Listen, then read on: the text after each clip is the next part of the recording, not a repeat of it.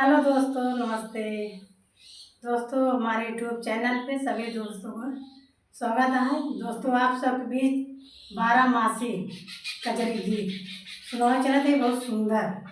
हमार ककिया सास गाँव चलती हैं, साथे में सामने ना बैठती हैं, लजाती हैं। अब कमेंट में जरूर बताइए, आप सब इतना सपोर्ट देंगे, इतना प्यार दुलार आशीर्वाद देंगे और एक दूसरे के पास शेयर जरूर करेंगे।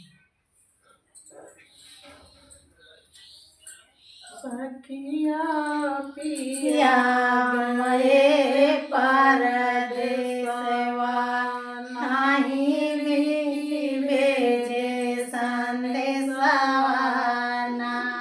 सखिया पिया गए परदेसवा नाही लिखी भेजे संदेशवा ना। साढ़े से दैया ने गाने गरजई सावन जले फुहारवाना।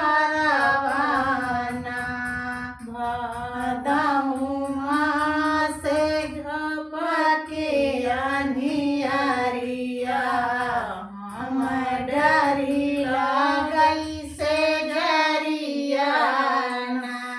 भादऊ मासे झपके अनियरिया, हम डरी लगई से डरिया ना। सारे मासे से में कुआ